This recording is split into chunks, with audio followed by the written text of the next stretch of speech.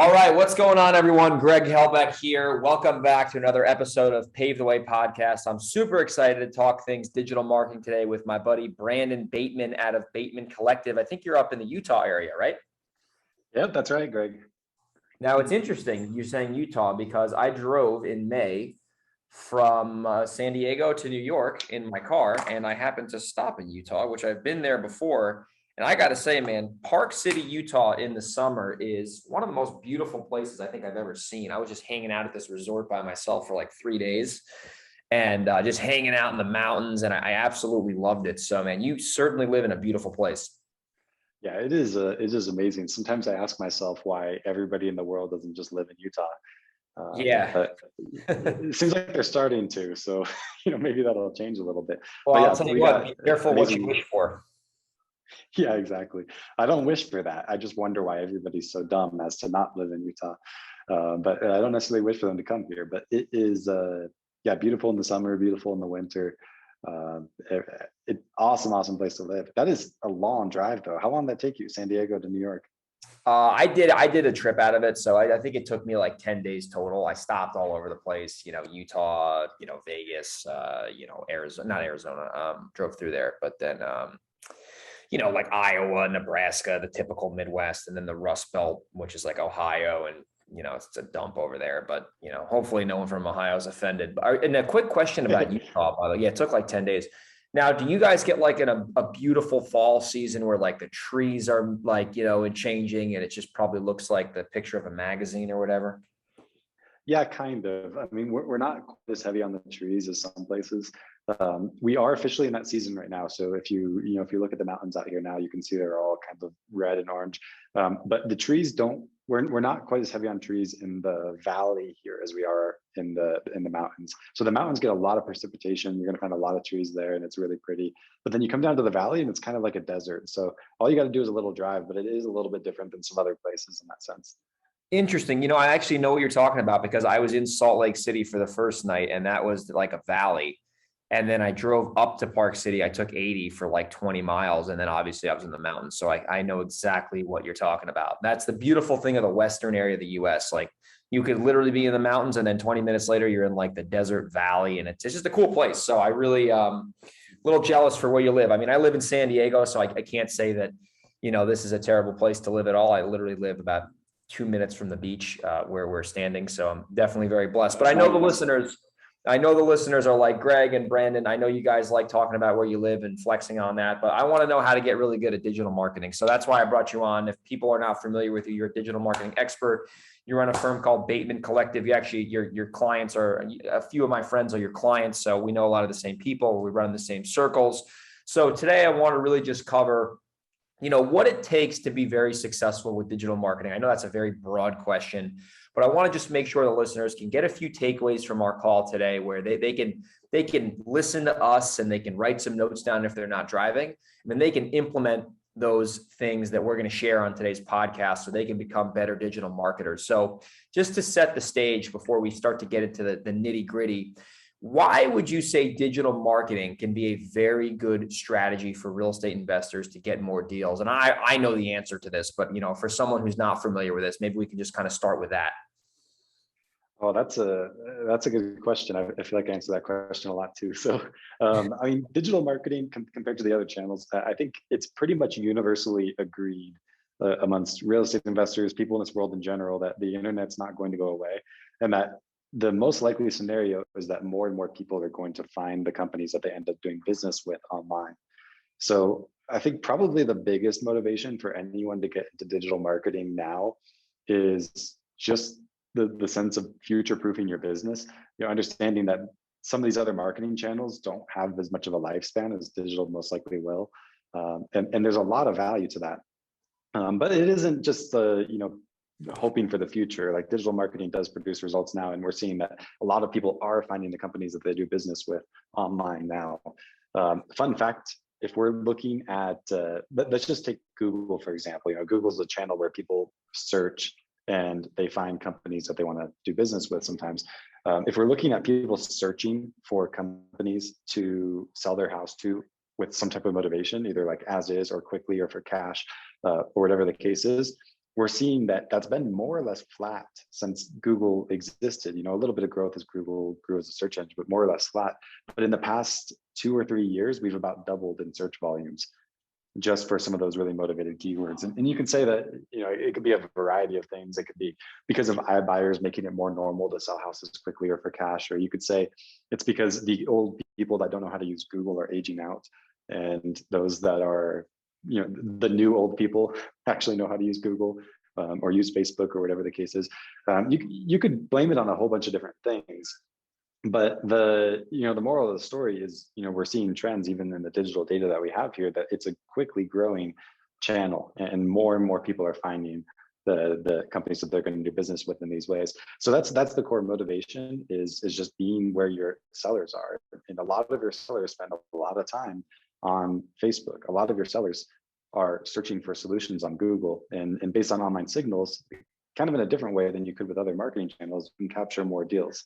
And that just opens your whole business up to all these new deals that you wouldn't be able to access through some of those traditional methods.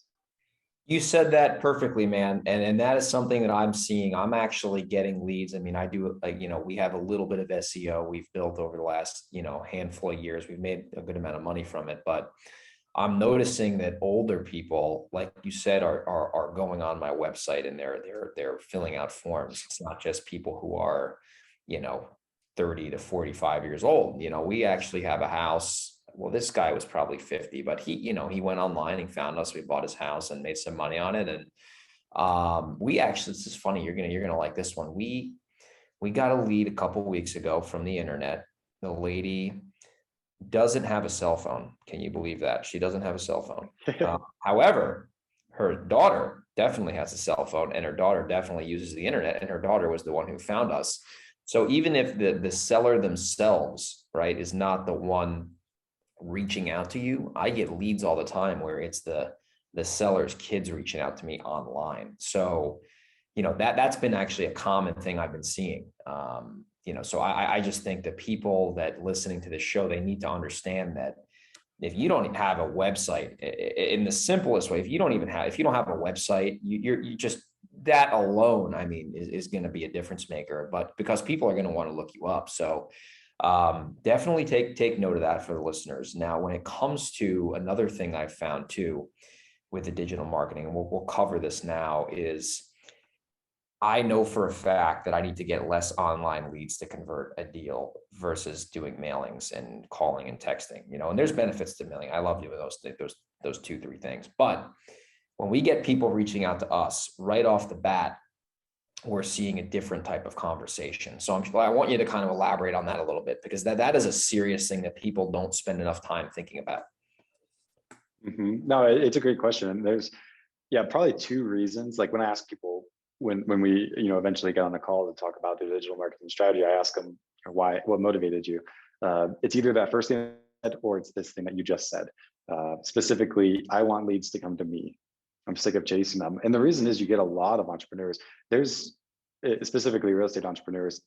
I imagine some of them are listening to this podcast that are utilizing those channels like cold call or text or something like that. And you know what? I like marketing that works. And the fact is those channels really work. There's nothing wrong with them. But a lot of people get stuck and they can't scale because of all the work that creates for their business. Maybe their marketing expense is pretty low compared to the number of deals they're getting in, but the time investment into those channels is constant, and it can really be prohibitive. And a business runs significantly more smoothly on inbound marketing. I have clients that do over 100 deals a year with a single acquisitions manager. Those clients aren't cold calling. They're not texting. It's impossible. There's no way you can deal with that many leads and have that many conversations, and one human can close that many deals. If you have people coming to you instead, then it becomes more of a factor of how many deals can you do given the size of your team, and it becomes a lot more. So really, that's the core value of inbound marketing. Any lead that you generate online is initially generated by someone who's actually requesting a cash offer on their house, and the fact that they're requesting that cash offer, means that they're significantly more likely to be a closed deal. So it is less leads to a deal online on average. Some channels more leads to a deal, some channels are going to be less. But overall, inbound marketing, I think, is a game changer for a lot of companies. Totally, man. And it's very true, because I've found that, and I'm not bashing outbound marketing at all. I do the majority of my stuff outbound marketing, but you're like, you said something that I want to make sure we cover here is you're going to have to spend more time, and ultimately time is money, and time is also, more importantly, energy spent, right? So let's say that you need to get on outbound marketing, you need to get 45 leads to get a deal, but then on inbound marketing, you need to get 20 leads to get a deal. But let's say those 20 leads are double the cost. Ultimately, if you really factor in your time and your energy, it's probably cheaper if you go the online route, because you're going to have less energy and time invested. So you're going to be more efficient. And another thing I found is that the deal size is a lot bigger with these inbound leads, because there's usually more motivation, and you're going to run into more of these sticky situations just by the nature of, let's say, for example, pay-per-click. Someone wants to sell their house as is. They're probably typing that in for a reason, because it probably needs work and they probably don't have the money to fix it. So I found that like my most recent deal that we closed with, that was an online lead, it was a house that needed work in a very, very, very expensive zip code, like extremely expensive in New York. Needed work. The guy was in South Carolina. His dad moved in with him. They didn't want to deal with it. The guy was a freaking ER doctor. He was a smart guy. He wasn't an idiot at all, but he just didn't want to deal with the house, and he was willing to sell it at a good, reasonable price for everyone, and looked at our reviews and felt comfortable. And I never met the guy. It was all virtual. So people just need to be aware of, even though some channels online can be more expensive cost per lead, if you factor in your time and you factor in your energy, it's really cheaper, because when someone's calling you, it's almost like the way I teach my salespeople, like the people that work with me, is like, they already know what we do and how we do it. So we don't have to even answer those questions for the most part. We just got to demonstrate to them that we're there to solve their problem. But when you're doing outbound marketing and you're doing texting and calling and mailing, people don't know who you are, because it's just like they get a message from you or they get something in the mail, and you got to explain to them, you got to get their guard down, and then you got to see if you have a problem you could solve. So that requires more energy and time. Another thing that I've mentioned that I've seen actually, and this is something that a guy named Trevor Mock, I'm sure you're familiar with him. He owns Carrot. He talks about the hamster wheel marketing versus evergreen marketing, right? And when you're doing mail, calling, and texting, yes, it can be profitable, but you have to keep that thing running in order for it to be producing leads. When you have online marketing, I mean, you're getting leads in your sleep sometimes. I'll get a lead at 2 a.m. I'll get up at 6 a.m. and I got a lead to call. So that marketing is working for you in spite of you, sometimes when you're not even working. Yeah, that's a huge point. I think of it kind of like, when some people start with real estate in general, you hustle your way into money, because Yes. you often don't have it at the beginning. So maybe you start, some people, and I really respect these people, they'll just pick up the phone, they'll start cold calling because, they don't have money, but they got time and they can make it work. And then as you grow in real estate, a lot of people end up growing into things like multifamily, and other places where you let your money work for you a little bit more than working for your money. And I think of digital kind of as that shift, but for the marketing channels. Most often compared to some of that other stuff like cold call, it's going to be more expensive on a per lead basis, potentially on a per deal basis. But you have that, just like with multifamily, how you have that income coming in while you're sleeping. It's kind of the same thing with digital marketing. You can get those leads generated while you're sleeping, and it's it just enables you to do more things when you're more time constrained. So yeah, I think there's a huge value add there, and yeah, super interesting point that you made. Absolutely, man. So I think we kind of painted a pretty broad brush with why it's beneficial to do inbound marketing. So I want to jump into today's podcast on a very popular channel that people like to do, which is more of a controllable channel. I'm going to mention Google pay-per-click, because that's something you guys obviously specialize in, as well as some other channels like Facebook and SEO. So I want to, I want the listeners to be able to pull out a couple tactical action items on pay-per-click marketing that they can get from this podcast so they can immediately implement in their business. So let me start with this. What is the top mistake that you see people make with pay-per-click marketing that causes them to fail when they otherwise could have succeeded? And I know that was a very loaded question, so I apologize for that. I sound like it is there's a lot to that question. Are you okay if I share a few? You can share as many as you want. I promise I won't penalize you. Okay, good. Because there's a few here. There's a few things that you really need to do right. first off, the number of people that I've talked to that have started with pay-per-click and either done it themselves or worked with an agency they didn't really trust a ton, and have wasted a ton of money is huge. Just go out there, ask 10 real estate investors, have you wasted money on pay-per-click? I bet you 5 will raise their hand, and talk about how much it sucks. And it's you really got to do it right. I think last time we spoke, Greg, we were talking about like some of the processes we use on pay-per-click, and I told you like how important data is.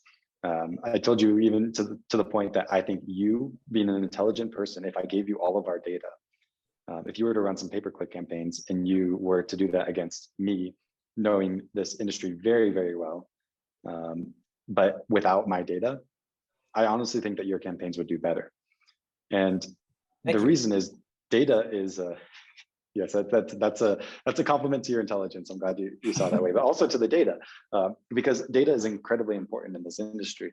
And the number one problem that real estate companies have with their pay-per-click is they don't have enough data to really know what's going on. Because the tough thing about being a real estate wholesaler is even if you're absolutely killing it, you're still getting probably a very, very small fraction of the number of customers that the average business would get. Because you can do 10 deals a month and be an absolute beast in the real estate wholesaling space. If you own a convenience store and you get 10 customers a month, you're doing a really, really bad job. So because that data is so sparse, because your deals are big and they're few and far between, it means that you don't have a lot of data to tell you that it's worth X dollars to pay for that keyword. You know, a lot of people just come into pay-per-click and just say like, well, what am I going to pay for that keyword? Well, what's everybody else paying? And they'll just pay that. And they make all these assumptions, and you end up with a much less efficient engine. So the first thing is just do it right from a lead gen standpoint. It's so easy to get a lot of leads that are the wrong leads. It's so easy to overpay for leads. It's easy through a lot of methods to just waste a lot of money over time. So number one, just do that marketing right. You can consult some agencies that you trust. If you want to do it yourself, you can, but know that there's going to be a really long curve to that.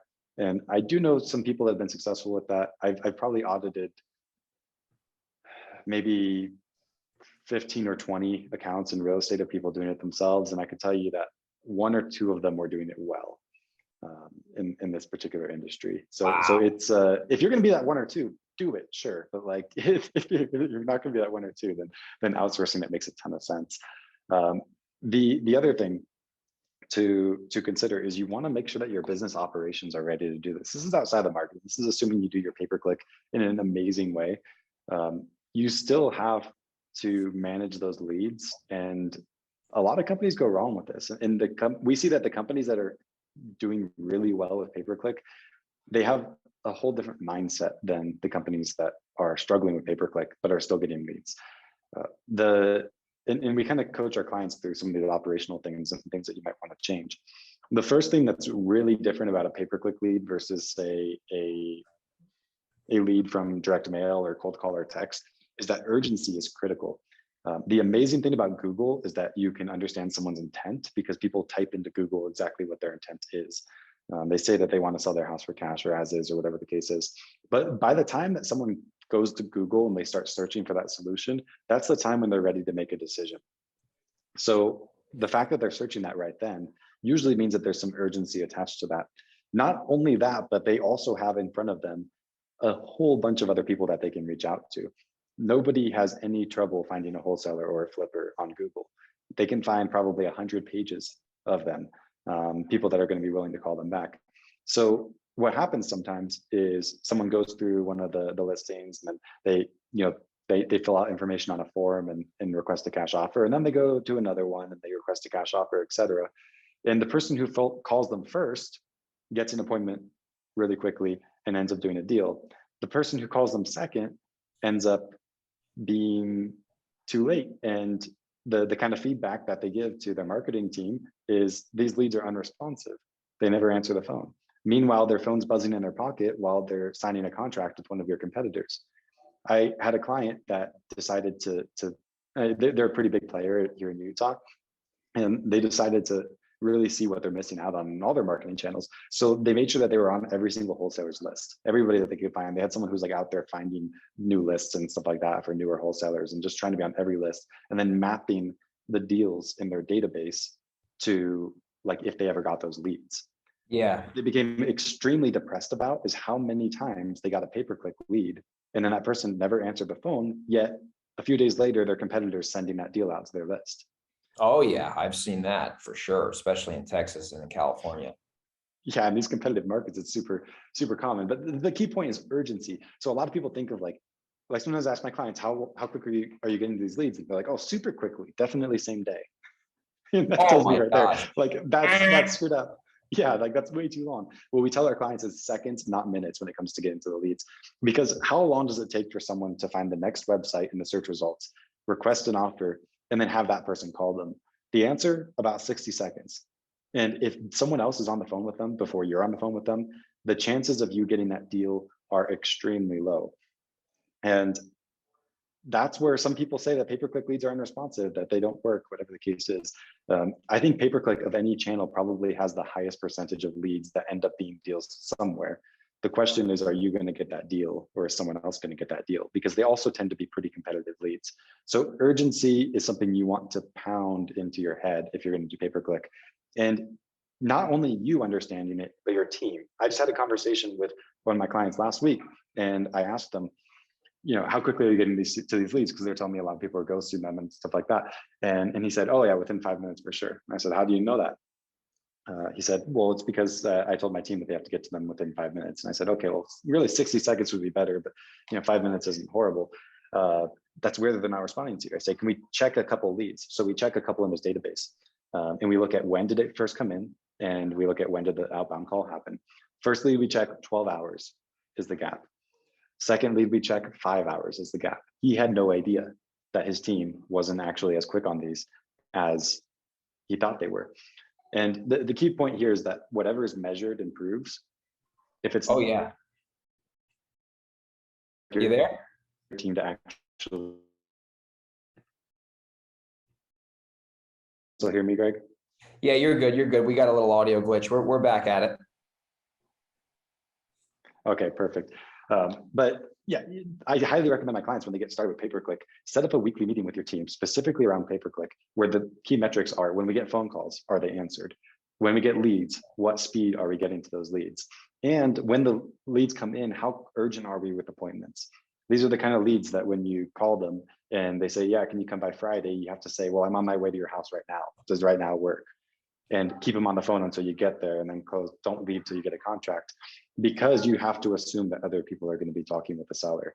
So it's important for a business owner to understand that, but there's a lot of our clients I've worked with where they get it, but their team doesn't get it. So you really do have to build it into your business operations and hold your team accountable to these things, because it's so important with pay-per-click. And it's honestly not as important for direct mail or cold call or something like that. Those leads could sit for an hour a day, and it's not that big of a deal.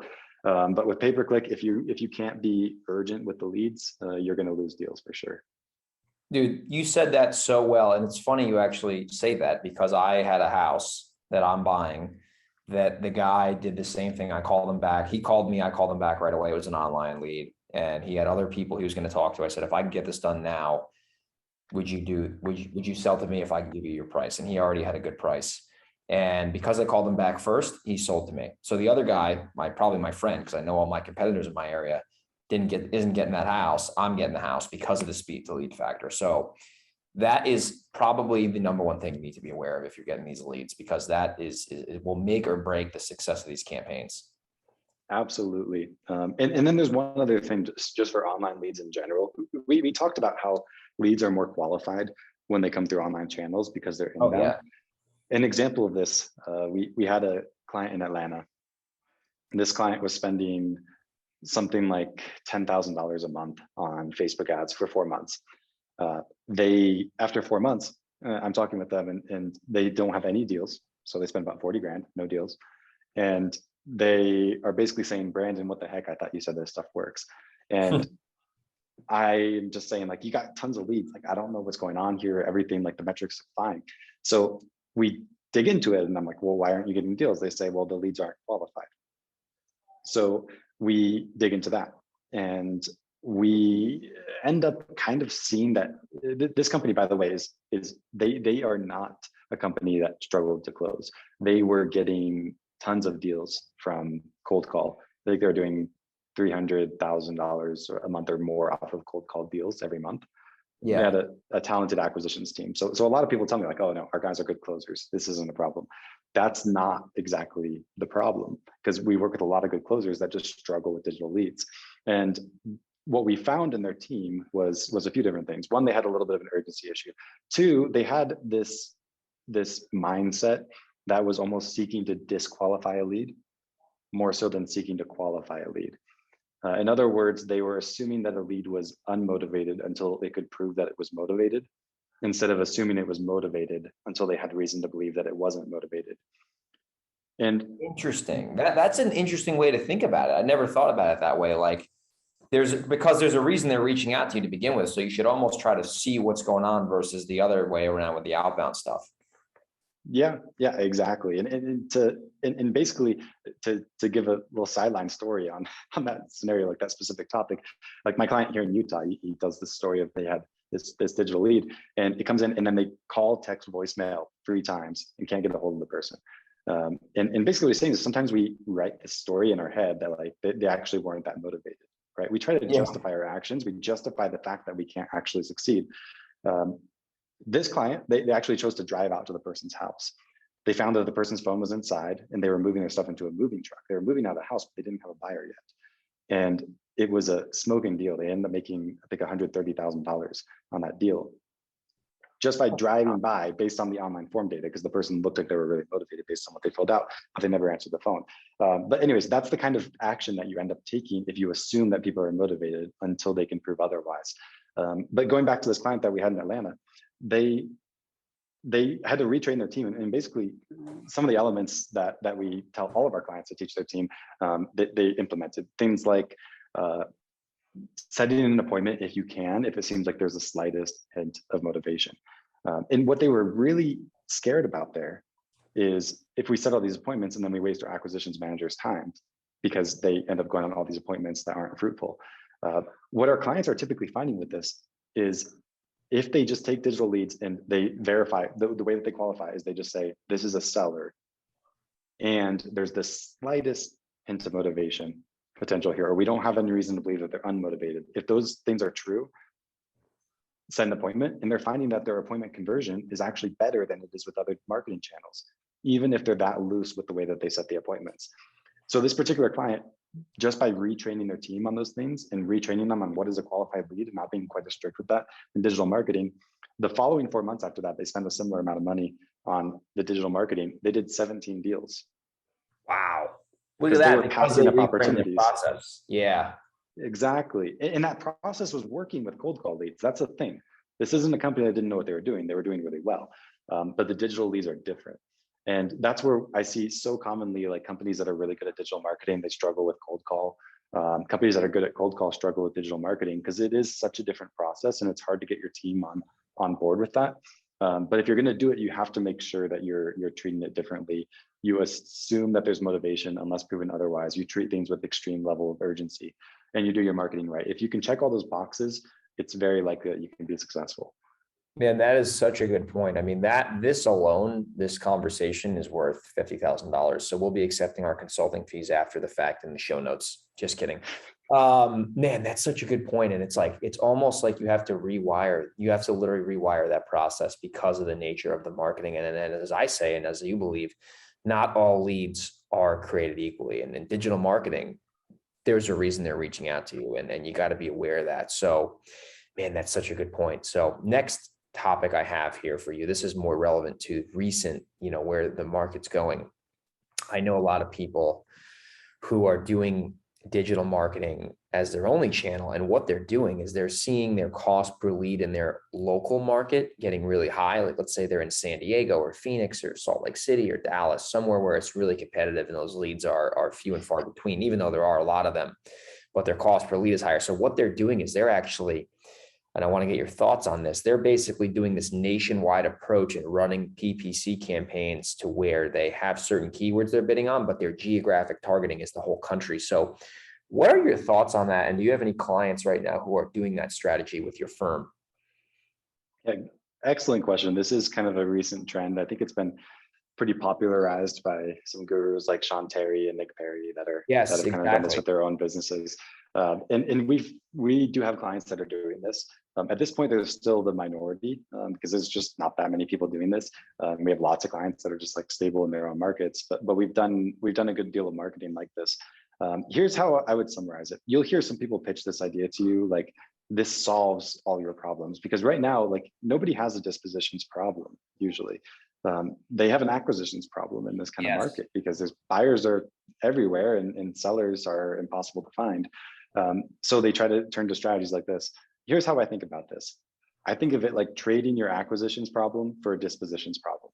Because if you start to market really wide, then you start to have a much more difficult dispositions process. And there's different things that can help you with that. Like Investor Lift is a pretty popular dispositions platform that can help you to move deals all around the country to cash buyers and stuff like that. But I can tell you universally, every client that I have that has tried this has been shocked at how difficult honing in their dispositions process on such a wide geography is.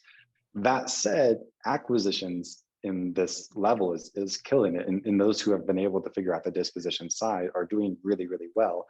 Because on the acquisition side, the number of leads you can get is capped at such a higher level. There is so much search volume over that wider area. The leads are so much cheaper. That's just one way that digital marketing works, is like the wider you go, the less expensive it gets.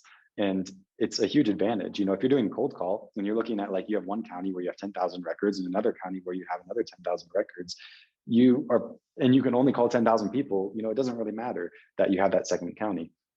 Whereas if you're looking from a digital standpoint, I kind of think of it like you're picking low-hanging fruit. And now before you just kind of had this tree that you could pick fruit from and you had to climb to the top of the tree to get all the fruit you wanted.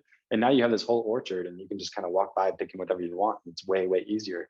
That's exactly how digital marketing works. So I think it's a really good model. The thing important to know about it is that that's not a marketing strategy, that's a business strategy. So if you're going to do that, you need to make sure it's not a distraction for you. You need to make sure it's a focus, because there's going to be a ton of stuff that you have to work out. But it could be a really successful business, just like the wholesaling in a local market can be a really successful business. And the marketing becomes way, way easier. The marketing works incredibly well. The rest of it is a little bit complicated. So you got to be ready to manage that. That's a great answer. And that I was thinking the same thing. A friend of mine does this, and I was talking with him on the phone the other day. He got a lead actually in my hometown, and we were working on it together. And I'm like, man, you're getting these leads all over. I mean, he got a lead in Monroe, New York, out of all places, which happens to be where I'm from, where I still buy properties there to this day. And I'm like, how the hell do you sell these properties? I'm like, you get a lead in Monroe at 9 a.m. and then at 10 a.m. you get a lead in Tulsa, Oklahoma. Like, what the hell are you doing? He's like, yeah, it's a whole business model. We got systems. And then that's you're just trading one problem for another, and you got to just know how to solve those problems. So that's a great answer to it, and a great way to kind of, let the listeners know like what they are getting into if they're going to do that. So as we start to wrap the show up here, I want to keep these shows around, 25, 35 minutes now. When it comes to the last question I have for you, and this will be more of a general question.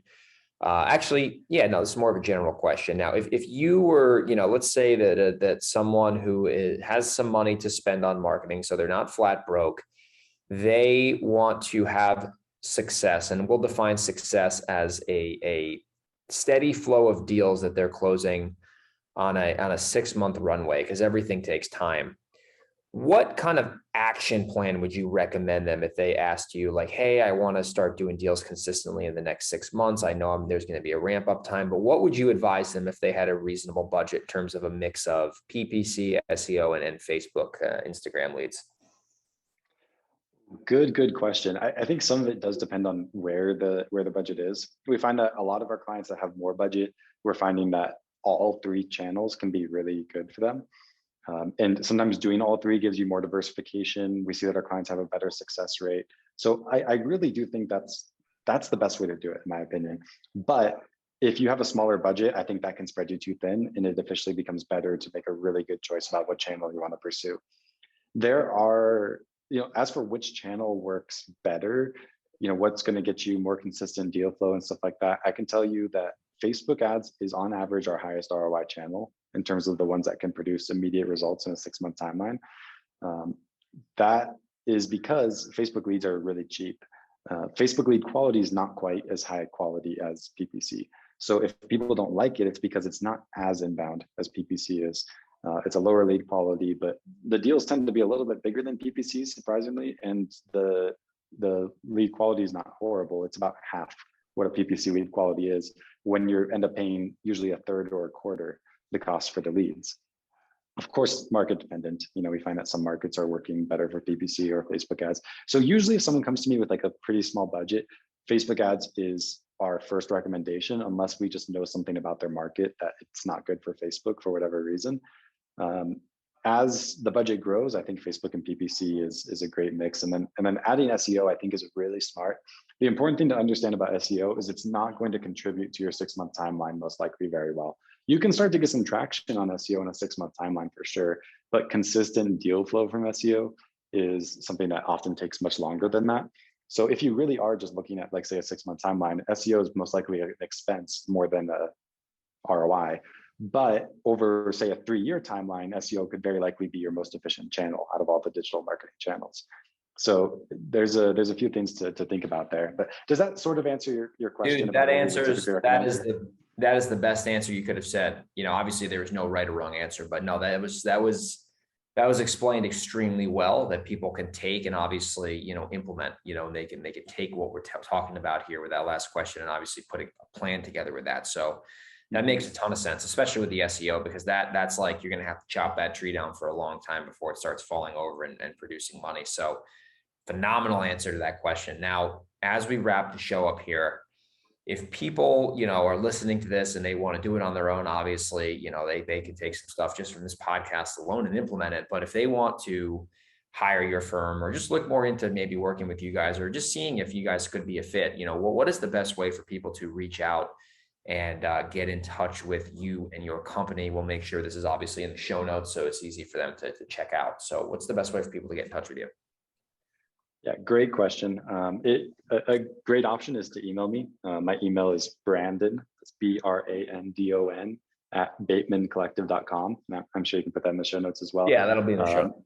Yeah, you can always research our company and learn more about that and everything. But those are a few ways that you can reach out.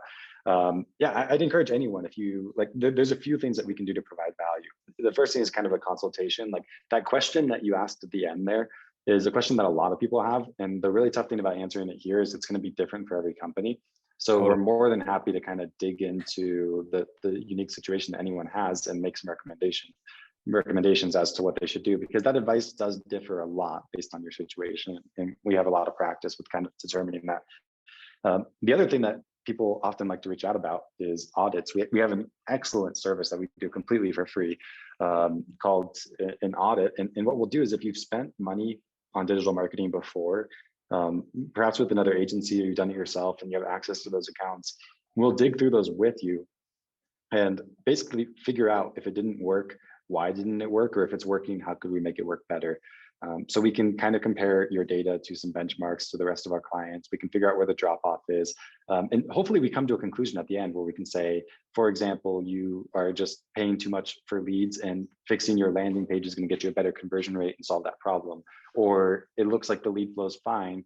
And maybe that could be improved a little bit, but in order for this to work, you need to get twice as good of results. And that's only going to be made up for on the lead management process, where it looks like you're falling short, or whatever the case is. A lot of times people just look at it as like, I threw money at it, money didn't come back. Yeah. There's just this ambiguous issue of like, who knows what's wrong? We can tell you, after troubleshooting this a bunch of times, after doing this in 60 different markets across the United States consistently, we can tell you this is why this isn't performing based on our experience. And there's a huge value add in that. And I'm happy to do that for anybody that needs it. That's awesome. And we'll make sure we have a link to your website as well as BatemanCollective.com, correct? Yeah, that's correct. Awesome. So we'll have all that in there. That's a great offer. I'm sure the listeners will be taking you up on that. And I'm sure some of the listeners also will probably be interested in becoming customers. So listen, man, I really appreciate your time today on this show. And I know for a fact the listeners got a lot of value today. So thank you so much for coming on. And I'm sure we will talk soon. Take care, man. Yep. Thank you, Greg.